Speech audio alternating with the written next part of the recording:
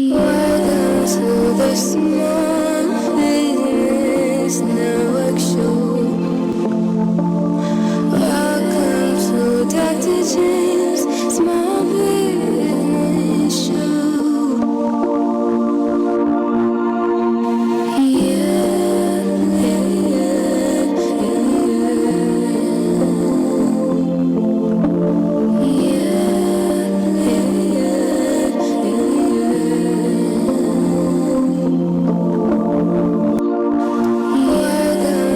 The Small Business Network Show.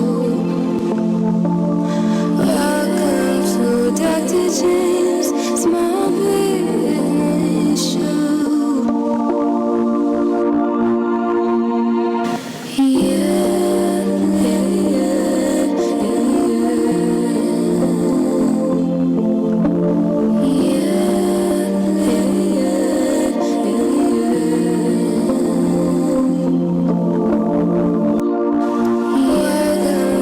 The Small Business Network Show.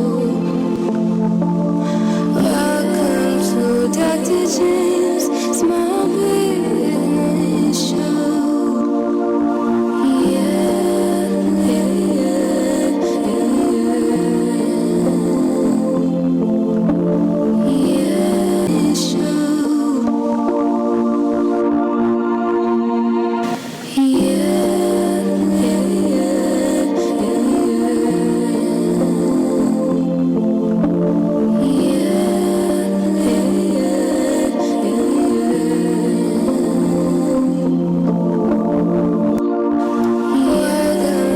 The Small Business Network Show.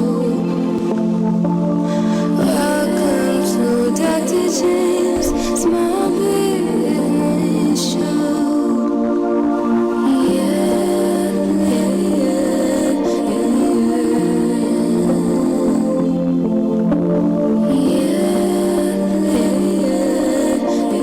Welcome, welcome, welcome. We've made it. Arlington, Texas, Globe Life Park.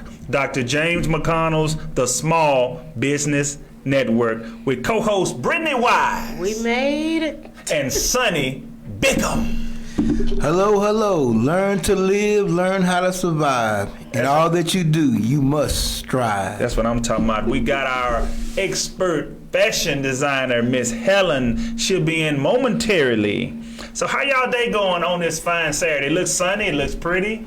Oh, all is well. It's great. I just left the beach, so. That's what I'm talking about. I know that you had a video shoot. So why don't you tell us about your video shoot, Miss Brittany? Well, the Curvy Queens are being featured in a video with a recording artist by the name of Sweet Nay from, where's she from? Louisiana. Okay. She's more in a Zydeco trail ride blues type sound, Southern soul.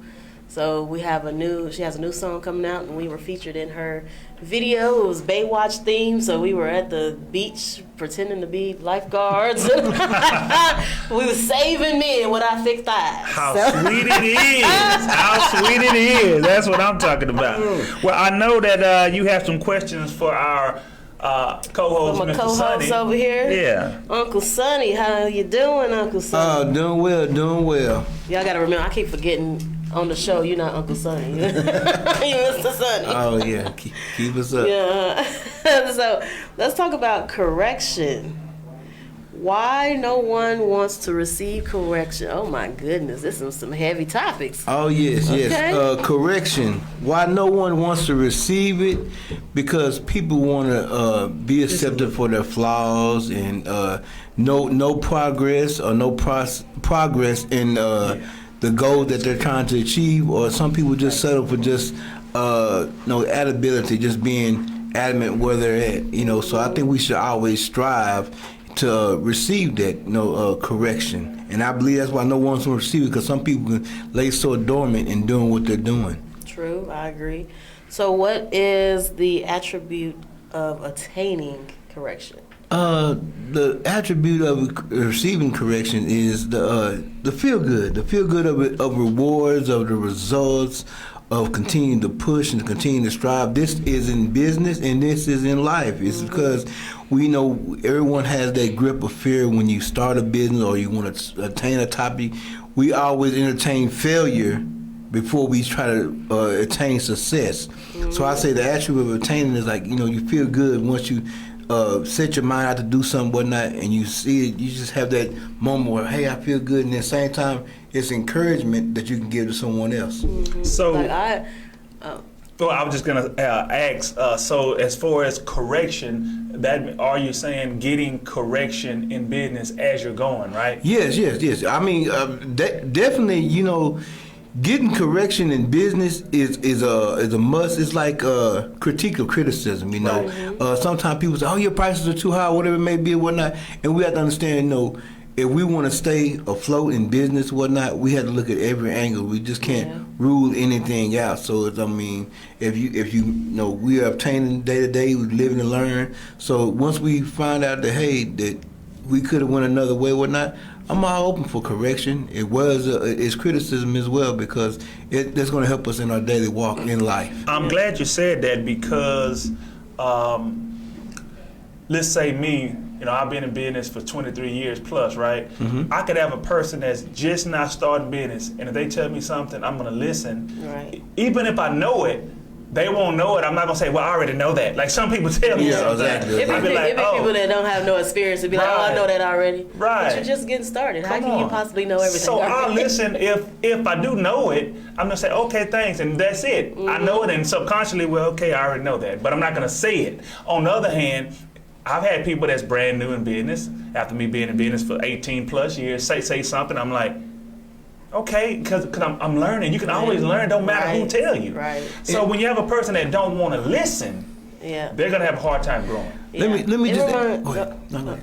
It reminds me of the proverb, the scripture, give a wise man knowledge and he'll be wiser still. Yeah. Right. So it's like I'm always seeking knowledge. I'll go to a business event, like Dr. James say, I got 18 years of experience in business, but I try not to miss a business seminar or something that's where I'm getting knowledge. And even if I go and they're not sharing anything new with me, it's still a confirmation that I know my stuff. Yes. Okay, I'm on the right track. Okay, I'm doing all right. And see, and that's what I look at. I'm saying that, like Dr. James said about you having years of experience over someone that just started, and they say you can't tell me nothing. Whatnot. Let's put it like this. Everyone comes from different walks of life, diversity and everything. What we experience, you have more experience, less experience. But I'm like this: experience is food for your brain. Absolutely. Let your brain eat. Yeah. So the root word in experience is expert. So once you get experience, then you can be an expert at it. Come on now. That's it. So let's move on, Uncle Sonny. Mr. Sonny. We're going to talk about mindfulness. Yes. Oh, yes, Lord. So we use it in obtaining to our, how do we use it in obtaining to our business? We must use it, we need to use it obtaining to our business. The look at the over factor of who we giving service to. Okay. Like I heard you talk about the concept of the video you shot earlier today. Mm-hmm. We have to have that mindset of when we conducting business, the customer. And I saying that the customer's all right. I'm just saying that get the objective of what the customer wants that you're giving service to, because you have to be in mindful. Say, hey, I want to continue to get their business. I want them to understand that, hey, I have a service to provide. So we have to be mindful on both hands as being the service provider and also make sure we're providing good service. Gotcha. Okay. Nice. So, do people fall victim to the monkey see, monkey do aspect? Yes. And I had to be very thorough on that question, Brittany, because I didn't want no one to sit up here and take what I'm saying. But what I'm saying is that, we look at, and this is just me speaking, but I'm pretty sure everyone can understand. The monkey see, monkey do is like, if you're getting into business, and you're targeting, or you're just trying to get who you can get, let's not go from I see that this business, XY business, is doing this too, so I'm gonna do the same thing. No, state your brand, mark your brand, go for what you need to go for. Just because it might not be coming out the right way it need to go, I don't need to go.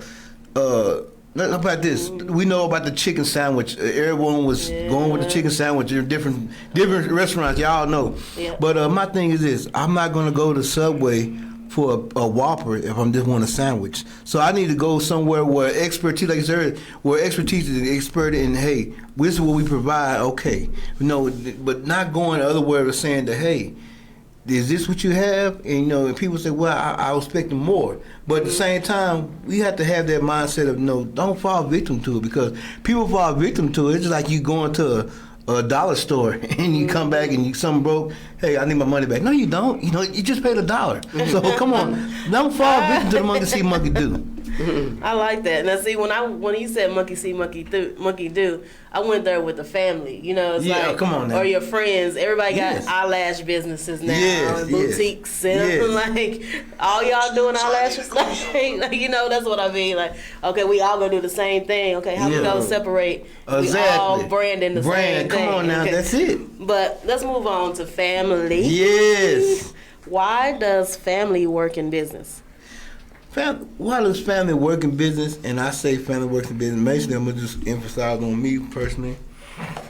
I came about my business.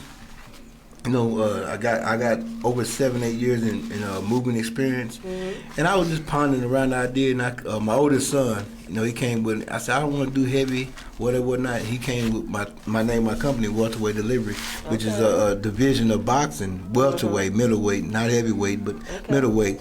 So what I'm saying, why family works good in business, because they have, like you said earlier, they have the attributes of, hey, we all want to do something, but let's put our brand and let's put our minds together so we can think and change what we have. And I'm saying that many people don't have that mindset because money, or whatever it may be or whatnot. We got to make the objective that if it's family, everyone has the same mindset to say, hey, we want to see success go forth in this business. Absolutely. Where 2 or 3 are gathered. Yes. So what makes a family? What makes a family, I want to say what makes a family is that bond. We're not saying blood. I'm not saying blood is thicker than mud, and you can wash away mud or whatnot. But I'm saying that I got people in my family. When I say family, I'm saying that people I got a strong bond with. Right. That, I have a strong bond with people that's not blood related, but we have that bond. Yep, and I'm speaking volumes because thoroughly. I look at it that, if I can, I'll just use last Sunday. Dr. James can evaluate from it. He can testify for it. I had a situation come up last Sunday morning. Okay. And I reached out to someone that I consider a family, a strong bond. And boom, they popped up, later on and whatnot, and they helped out. But I look at that as that family is about the bond, the tradition, and the mind, like I said, that, hey, what I do for you, I'll do for others the same way, is receptive. So that's why I'm saying, that's why it's so many family businesses that strive and have still been here, started our family brand, and still surviving today. Right. Absolutely. I love it. I love it. That is awesome. We're getting ready to slide into our fashion designer expert, Miss Helen. Hey. And we're going to get into her topics right after this break.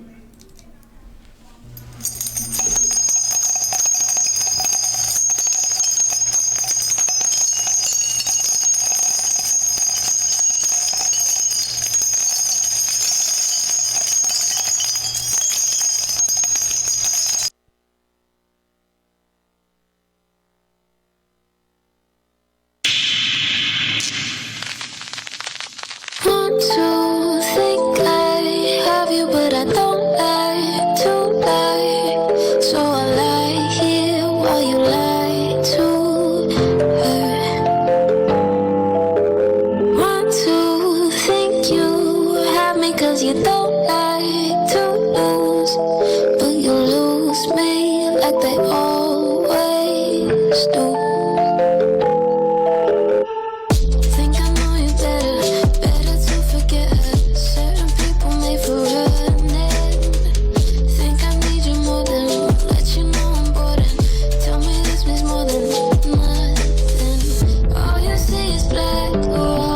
roses. Could have been, but let's hoping. Don't ask for something more than yours. All you see is black roses. Could have been, but let's hoping. Don't ask for something more than yours.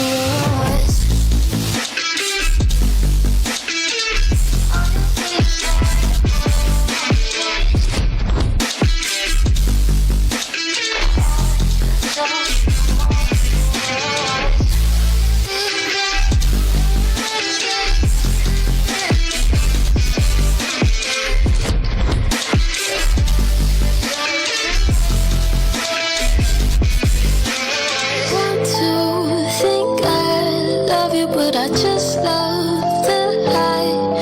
And I lie here while you lie to her. Think I know you better to forget. Certain people made for running. Think I need you more than let you know I'm bored. Tell me this means more than nothing. All you see is black roses. Could have been, but that's hoping. Don't ask for something more than yours. All you see is black roses. Could have been, but that's hoping. Don't ask for something more than yours.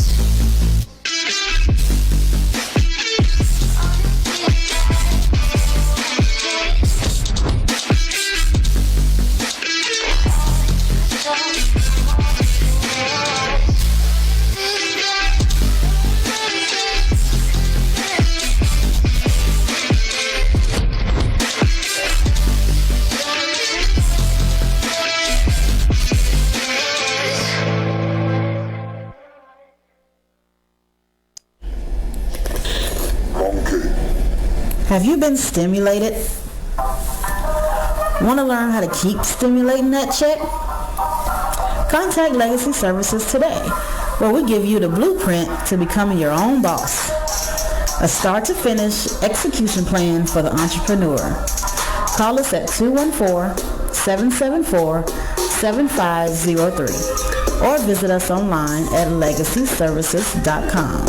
LEGACI services.com. Do you have a side hustle? Well, let us show you how to turn it into a legit business. Having problems finding a job you enjoy? We show you how to create your own job. Follow us on all social media platforms, Legacy Services. Do you already have a business but you're wondering how to grow or expand it? Contact us today for assistance with contract RFPs, grants and funding, rebranding and image consulting, and strategic planning. Turn your passion into profit with the Business Concierge Legacy Services. That's what I'm talking about. We back. How sweet it is. And Globe we're back. Life Park, Arlington, Texas. We're here with Miss Helen, the fashion design expert. Yeah. Miss Helen, we want to talk about nerves. I mean, who got some nerves around here? The nerve. You got the nerve of you. Mm. When did you get the nerve to start a business? Well, nerves. It didn't really take any nerves because my grandmother and my mother, basically my grandmother, she always pushed me out front to do things. She was a businesswoman, and she pretty much raised me. My mother, after coming to Dallas from South Texas, and I would go down there during the summer months, actually even before I started school, really, around 8 or 9. And I would go down there, and she had her own business. She ran a cafe, a little Jew joint. Okay. And I pretty much was there purchasing when she would go to purchase her supplies and things like that. And I greeted a lot of the customers and stuff that would come there. A lot of them was kind of family-like, you know, but it didn't take nothing because I was a people person. Okay. Yeah, so it didn't take nothing for me to be in business because my mother, after she came to Dallas, she did sewing. because her mom taught her and all her sisters. Okay. And so she just pretty much stayed with it and made it like a little business, a little home business out of it. And so she always put me to doing something. Call these people and tell them they stuff ready. You know, so I was always the person that, you know, that deal with the customers or the people. And so getting in the business, it was like I just kind of like automatically went into it. They were kind of preparing you for that that life role, anyway. I guess, yeah. So when you got away from, I guess, doing it under the wing of somebody else, were you scared? Were you afraid? Not really, because as a junior high school student, I made my own outfits for the football game every week. So I was secure in my craft, what I could do. I knew what I could do. You were already It was equipped. good, yeah. Okay, cool. And even then, after getting into doing it myself, my mom would refer her customers to me. Okay. People that would come and want certain things made that she didn't want to deal with. She said, why don't you ask Helen to do it? Let me see if she'll do it. So I pretty much was just tossed into the business. I didn't have a chance to get nervous. Scared of nothing, and huh? afraid, you know. So. Well, I'm not gonna lie to you. Kind of when I first started, I was terrified because I had a baby coming, which is my 24-year-old. She was the first baby coming. She wasn't quite here, and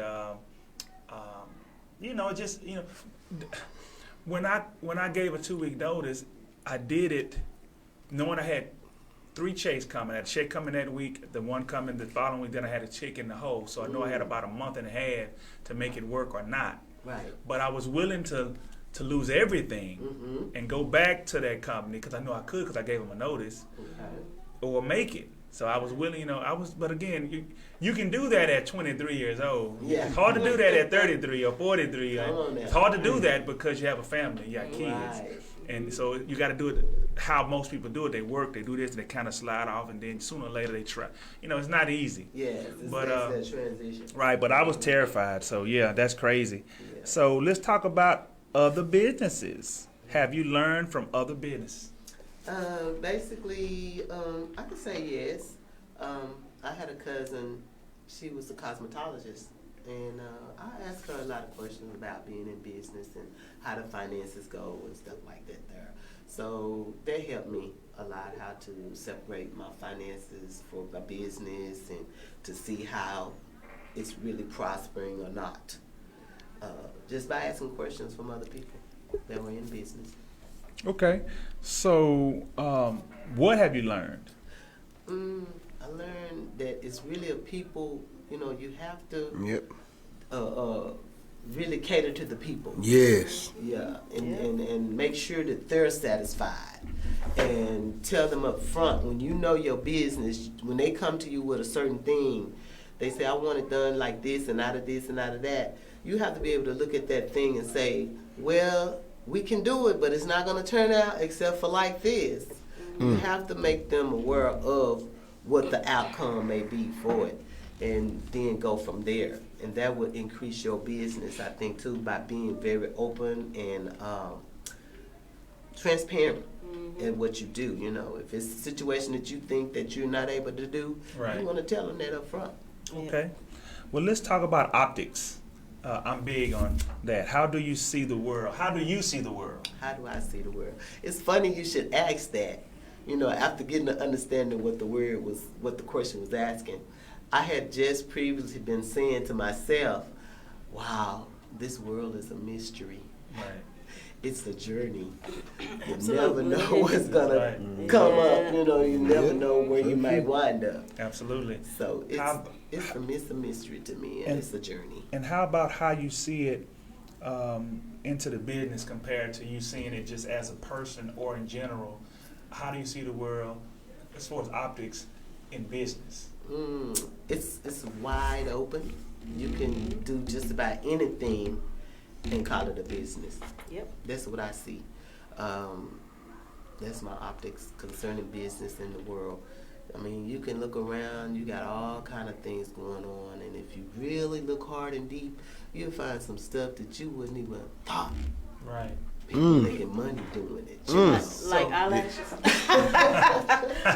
People selling eyelashes. One Yeah, example. so true. I'm going to give you an example of optics to where we can all kind of take away.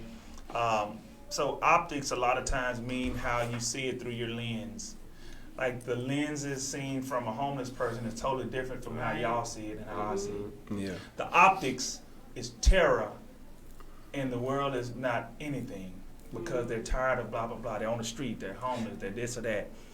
Depends on the way that you see it. So as you see the world, depends on your situation, on how you see the world. Like I see the world, great. Yeah. I love it. Yeah. You know, and you may see it the same, but you may have someone else that sees it like, oh, it's pretty good. You know, somebody that just does this, that, well, it's all right. I mean, you know, and then they'll focus on, let's say, what cops are doing. It focuses on what the friend is doing. You know, It's the same way as something like you say in the morning time, hey, good morning. What's good about it? right. Yeah, so yeah. Right. Is it Stuff glass like that. half empty, glass half full? Yeah. Oh yeah. Now, as a business, you want the optics of your business to always be top of the line. The optics, how somebody sees it. Yes. So a lot of times that's why I do a lot of gifting sometimes, is to see the optics of, oh, somebody's gonna get this because, you know, and man, this is a great experience. You want to give a great experience, so the optics of your business, great quality work, a great you know, service. And the way that you speak to a customer and all that kind of stuff, you want to give great It's kind optics. of like he was saying too. You can have customers that are regular, and they keep coming back, and they become almost like family. Right, Yeah. right. So I have a lot of that type of customers.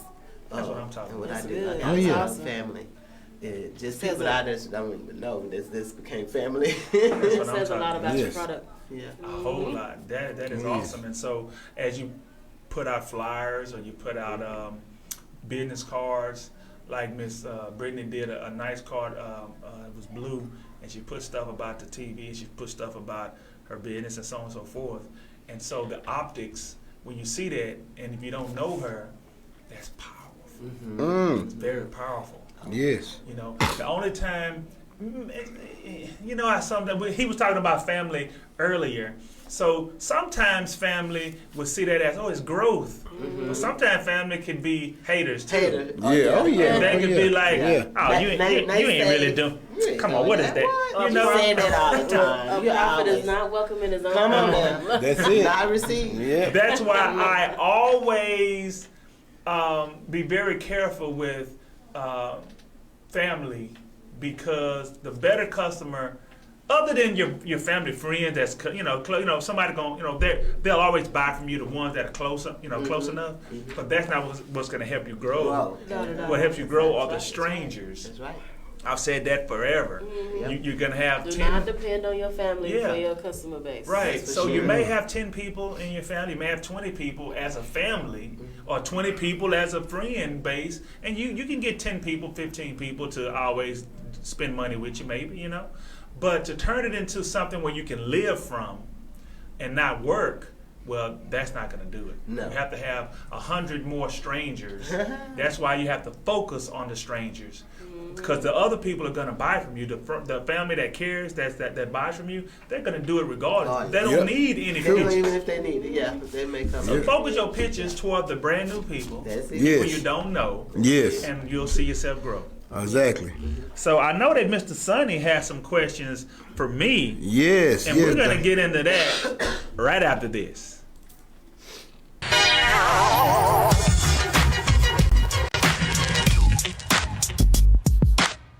Hello, everyone. I am Dr. James, host of Dr. James McConnell's The Small Business Network, broadcasting live each week on Saturday at 1 p.m. from Fishbowl Radio Network Studios at Globe Life Park in Arlington, Texas. Log on to hear us talk about and feature small businesses and the life of a small business, the struggles, the triumphs, the daily operation, the grind of starting and running a small business. So be sure to log on each week on Saturday at 1 p.m. to catch Dr. James McConnell's The Small Business Network.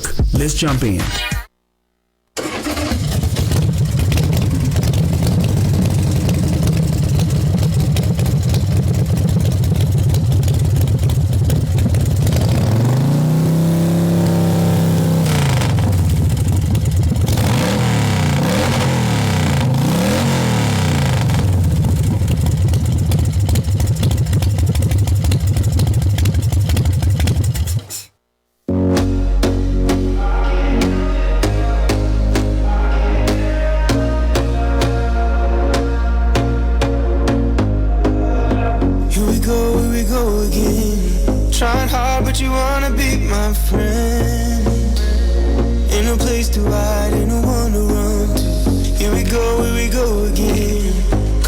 myself, I'ma be here till the end. I'm the one you ride, I'm the one you ride to. If you don't wanna change, ain't no place to hide, ain't no one to run to. If you don't wanna change, I can help you out, I can help you out, I can help you out, I can help you out, I can help you out, I can help you out. Here we go again. Time is up and I'm calling up my friends. Ain't no wonder why, ain't no wonder right. Here we go again. Call me up and you wanna be my friend. I'm the one you ride, I'm the one you ride to. If you don't wanna change, ain't no place to hide, ain't no one to run to. If you don't wanna change, I can help you out, I can help you out, I can help you out, I can help you out, I can help you out, I can help you out, I can help you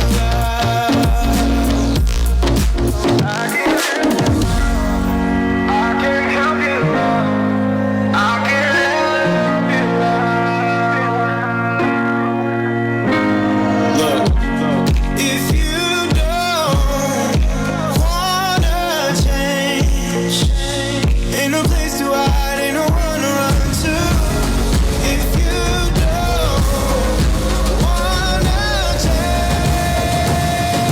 change, I can help you out, I can help you out, I can help you out, I can help you out, I can help you out, I can help you out. I can help you out, baby. We back. Arlington, Texas, Globe Life Park. We rocking it today. How sweet it is. Yes. Yes. Yes. I know our co-host, Mr. Sonny, I know he got some questions for me. Yes, Dr. James, I have questions for you. Excuses. Are there any excuse why a person don't start or work their business? There's absolutely no excuses, but we get them. All the And time. we're victims. You, and me. Now, the difference is as you grow, those excuses go down to none sooner or later. They always start. It's always, well, I had to run. I didn't feel too good. My stomach hurt. It's always something. But there can be no excuses for progress. Period. Yes. If you want to get the cars to pass them out, you got to do it. If you want to start your talent agency, whatever steps y'all move to start it, you got to do it. Right. If you didn't start it, how was you going to have it? Right. You got to do it. Gotta If you do it. want to do the delivery service, you had to have a starting point. Oh, yes, yes. If you want to do the fashion, you got to start. start. Right? See, You want Dr. James, I will go along with this right here behind this banner says, you said no excuses. Right. You have to jump in. Gotta jump in, Jump baby. in. You Jump gotta do in. it. It's See, no excuses. No excuses. And the thing is, Dr. Here is that just because they're there, you don't have to use them. That's Excuses. Right. That's right. Because they're there and people just use them. Always one available. They're there. Yeah. Always there. So, Dr. James, what happens when excuses take over? That's when you fail.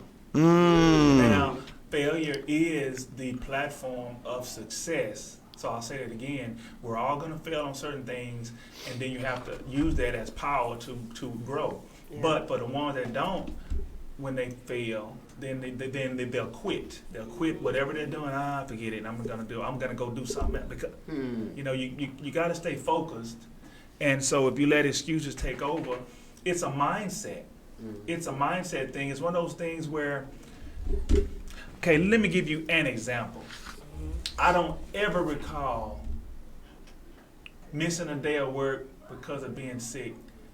Now, I'm not a sick person normally. I don't get sick very often. I haven't gotten a fever for any reason for 2 years, knock on wood. I guess a cold here and there, strep throat here and there, stuff like that. But I've never, ever, in my 23 years, missed. Now, I had hip replacement surgery that should have kept me out for 2 months, 8 weeks. I know people that have had it and had a regular job and get paid, so they're out for 2 months and they probably, milk it. Oh, yeah. But I was out for a week and a half. And I went to work. When I was on the walker, I couldn't do anything, and I was upset and very mad. And all I could think about is the urgency of losing my business, because even though you're not gonna lose it in a week or two, but I felt that way. Right. I'm thinking, oh my God, I can't pay my bills. I'm losing, even though I had the money to cover. But I never thought about I had the money to cover. Yeah. I thought about I'm gonna lose everything if I don't get back out here. And so when I got from the walker to the cane, Oh, wow. I went back to doing dent work. Now, I remember going to a couple of cars. I said, man, are you okay? Oh, yeah, man, I'm just getting back to work. He say, you sure you're on? I said, no, I'm fine. And so I would have to bring the cane. I have to lean down straight, and I kind of grimace a little bit while I'm doing work, because I got to bend down to work on these dents sometimes. And but I did it because I just had to. Right. And then from that moment to limping, the cane was gone, but I was limping a lot. I kept working, kept going. That's my mindset.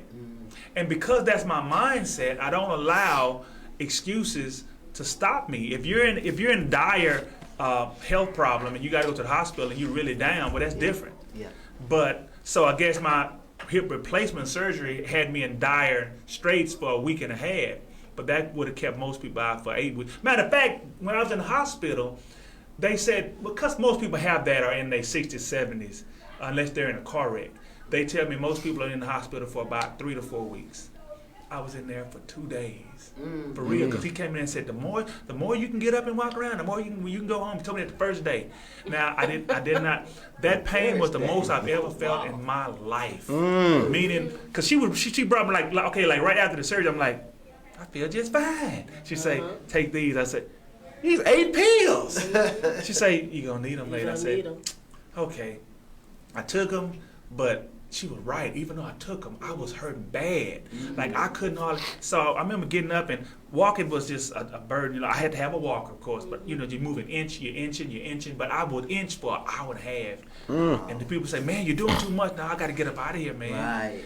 That's the determination. Now, the physical therapist in me wants to know, did you break your precautions when you stood on a dent repair? I probably did break some precautions, but don't bend past 90. It sounded like you was bending past 90. That's what they said, see? Yes, Brittany know what she's talking about. I am a licensed physical therapist. Okay? They told my cousin, too, she just recently had. Well, then okay, so you aware about when, I gotta say this, guys, on air, when they give you that bigger toilet seat. Oh my God, that was crazy. Oh, I just hated that, You man. ain't having a raised toilet seat? That was real big, man. And then just me a big toilet seat, just so you you're not wanted to go. supposed to be big. Ooh, man. So far, Right. It's crazy, you man. past 90 if you sit down. Because you're tall, so you 6'4"? Yeah. You too tall to be sitting on a normal toilet seat. You go Right. past 90. Yeah, Right. you need a raised toilet. So you cannot let excuses take over for any reason, but especially business, because business is your baby. Yes, Right? yes, And yes. if you're going to work for a living and do that, well, excuses don't matter, because it don't matter if you sell one thing in 3 months or it takes 1 month or 1 week. It doesn't matter, because you have a guaranteed check coming. It doesn't matter. Right. But if you're going to live from your business, but that's different. So yeah. Yes. I know that we're finna switch gears, right, Mr. Sonny? Yes. Astronomy. When will the sun burn out? Oh man, now see, I'm gonna see. Miss Brittany has an idea of some stuff, so I'm not gonna ask her right now, because she may try to blurt out something I already told her. Let's start with Mr. Sonny. Sonny, right. when do you think the sun's gonna burn out? Before I give you the answer. I don't believe so. Okay. How about you, Miss Helen? I think it'll burn forever. Really? I do. Okay. Well, now I'm gonna give you the answers to how this really works. In this field, I'm an expert. Okay. So, the sun, like anything else, will burn out at some point. Our sun is considered a 10 billion year sun. 10 billion. We've been through about 5.5 billion years of the sun's existence. We have about 4.5 billion more years to go. Now, obviously, it's not going to harm us, our kids, a million generations. Yes. But it will burn out, and we're going to get into all that good stuff in a minute as Mr. Sonny asks me more questions. Yes. How is our sun made? All right, so let's get into how is our sun made and talk about why is it a 10 billion year sun. Okay, so our sun is what they consider a mid-grade star. Okay, Mid-grade. it's a star, meaning it's really not a big one, even though it's 1,000,000 times the size of the Earth. That don't sound too mid-grade, does it? No, sir. But there's stars out there, other suns and stars like it, that are, our sun is, like I said, about 1,000,000 miles across. Man, we got stars that's 1,700 times the size of our sun. Our universe is huge. It's really incomprehensible to the human to understand how big it is. I believe. But those stars that are that big, you can't, they look little into the sky, but they're so far away. They're so far away. And so when this star is made, it's made in the further regions of the universe with clouds that actually build these into stars. It takes millions of years, but they build them in a circular part of these clouds that birth suns and stars. Well, what happens is these stars are heated to about 1 million degrees as they're growing, and as million more years past 6 million degrees, then 10 million degrees, it's getting hotter and hotter. Then something special happens. It blows up to 20, 30 million degrees and starts self-sustaining, starts infusing. And what chemical things is going on is start to burn hydrogen into helium. When that happens, the sun burns by itself. Now that's fuel. Like in your car, when you run out of fuel, it's gonna. It's fuel. You gotta put more in, right? Yeah, that's it. Sun is no different. It's self-sustaining. It's burning hydrogen to helium. But there's going to be a point one day when it runs out of fuel. It's not going to just stop like a car would.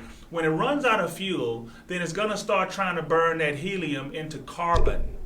And the carbon is going to make the sun get bigger. It's going to turn into something called a red giant. And it's going to be a lot bigger. How much bigger is hard to say, but it's going to engulf a lot of planets. Could engulf us, but if we have enough time, the Earth will try to orbit farther out to get away. If it'll happen, maybe it's just hard to say. It's what the Lord knows, is what His plan is. Yes. But it'll stay a red giant for about 1 million or 2 years. That's a long time of being that big, right? Wow. Then it's going to shed the outer layer and turn into what they call a white dwarf. That is the core of the sun burning. Okay, that white dwarf is white looking. It's not yellow looking like our sun. It's white, a lot smaller. It cannot fuel this planet. It'll be too very dim, very, very almost dark. So, but that white dwarf will last for about 12 billion more years as a white dwarf. Then it'll burn out. So the bottom line is that thing could burn until the end of time if the Lord see fit. Yes. Yeah. But 12 billion years, I think the whole universe is in a 14, 15 billion year. I think that's how long it's been in existence, 15 billion years when the Lord made it. So I thought I would throw that out there, let you guys Very know kind of what's interesting. going on. Thank you. So, topic 3, running your business. How happy is it to live from your business? Oh, man. Now that's where everyone that wants to live from their business, we've talked about it, Mr. Sonny. Yes. And we've talked about it, Ms. Brittany and Ms. Helen, lately. Living from your business can give you the utmost satisfaction. Yes. Of course, the best thing is to make millions of dollars doing your business, and that's the best thing. But at the least, if you can pay your bills, put money in your bank, and have money in your pocket to do things, you've made it. Yes. You hear me? Now, it's never a journey that you're going to feel like you made it, but you made it. It's hard to always bask in that glory. I do that though every day. Whenever I'm going, I pray and I say, Lord, let me go, blah, blah. But I always say, let me enjoy the journey. So I'm going to do a then job. I enjoy that drive. Right. I look at everything. I call customers. I'm happy to be in that moment. And allow me to have a business. Right. So I'm back. Now, some people take too much advantage of it and they'll go to work whenever they want to. Or they get, whatever. That's not, it's hard. If you're trying to build a business to be able to live in it, you can't really think like that. But I may take advantage of that only in the mornings. I go to work between 7:30 and 9:30, mostly. There ain't no certain time. If it's 7:30 to 8, it's because I had a customer. I told the customer I would come early. Yeah. But if I don't do that, I get up at 8:30, 9:30, sometimes 10. That's the only time I take advantage of having a business. I can get up when I want. All right. But I can't go past 10 or I feel like I'm failing. Yeah. If I ever go past 10, it's 10:20, I'm like, oh man, I'm in an all-out rush. I guess I'm messing up, and I get up, and it's a subconscious. I'm not doing right, and I'm rushing. Yeah. For real. That's what you do around the house. I'm rushing. I gotta go, man. I don't feel right. I'm not quite saying it out loud, but in my mind, I'm thinking, oh man, I gotta hurry up. I need to be the fly on the wall. So I'm like, oh, I'm not doing right. So that's what you have to do, I believe. I feel the same way. If I'm not early up, it's something wrong. I mean, all the time, like Saturdays. That's my one day I give myself. Right. But still, even after that, when I'm up, it's doing something. I told a friend of mine last week, I actually sat down and watched a movie. And I was like, look, I'm going to sit here and I'm going to do nothing. I'm just going to watch this movie. Right. And I had to force myself to sit there and actually watch the movie. Exactly. It was like, what? You got the TV on? Right. So what makes it so gratifying? Well, because it's your business. Yes. You're able to live from your business. Right. You're able to take care of yourself and or your family. You're able to pay for pizza, go buy a lunch, go and shop at Walmart, get groceries, whatever it takes. You're doing it from your business. Right. So the first thing is once you're able to self-sustain, almost like a son, when you're able to self-sustain, you've made it, okay? So feel so accomplished. Then think about your next goal, growth. You're making more money, and it don't have to be a selfish reason. Make more money to help people. Make more money to help your family, help yourself. Of course you're going to want to help yourself. Right. So that's what's so gratifying. And so I know we're getting ready to change topics with Miss Brittany. Vision board. Miss Brittany, what's a vision board? Well, a vision board is basically a board that you will put together with any visuals that you will find in magazines or you will print that just highlights what it is that you want to accomplish. So it's almost putting your goals in the form of a picture. So nice. Why and how is it useful? So, well, for me, I'm a visionary. So if I can see the big picture, then I can kind of chop it up and make it small and make it more attainable. Okay. Sometimes people are very visual. They're not really auditory. They're very visual, picture-oriented people. Right. So when they take their goals, like say you want this lavish house or you want a particular car, you take a picture of that car and you put it on your board. Then every morning you wake up, now you're visualizing the car, and it allows you to be, more to limit the excuses like we talked about and really go out and attain what it is that you're trying to accomplish. Let's talk about SMART goals. What are SMART goals? SMART goals are it's actually an acronym. SMART stands for, what does it stand for? I just lost my train of thought. SMART, measurable, attainable, residual? No. That's not the word. Realistic and timely. Gotcha. I was like, what? SMART goals, So when you actually set a goal, sometimes the people are real broad with their, I want to make more money. Okay, well, did you make $2 a day and $3 tomorrow? Okay, congratulations, you made more money. Yeah. But it's not realistic. It's not timely. Okay, in 3 months, I want to be making $20,000 more than what I was making. Right. Now that's not a realistic goal because 3 months, $20,000, that may not be realistic depending on the business that you do. Right. So you want to make it realistic, but you also want to make it measurable. In 3 months, I want to lose 50 pounds. Whatever. Right. Whatever your goal is, you want to make it. What is realistic. Write it down, make it Obtainable. plain. That's what I'm Right. thinking. Yeah, Write it yeah, down, and make it visionary. plain. That's it, visionary. That's When you it. make it plain, you can now it's easily attainable. You can say, I got to a point where I was like, I want to be a millionaire. That's vague. Okay, when you want to be a millionaire, technically you're already a millionaire if you done made $40,000 a year over, 60 years. You're already a millionaire. Right. But how do I want to? So $20,000 a week. Oh, okay, I can make $20,000 a week. How do I make? What do I need to do to make $20,000 a week? That's making it more attainable. Attainable. So when is the best time to write goals? For business owners now, like July, I always start writing my goals for the next year in July. So that allows me to prepare and put things in place and put that in place starting January. So I'll start July, I'll write my goals that I want to accomplish for the following year. And then that way I can be working on what I'm going to do starting in July. January. Awesome. How sweet it is. Yes. Guys, we have made it to the end of our show. We're so glad that you stay tuned. And thank you from Dr. James McConnell's The Small Business Network. And we'll see you guys next week.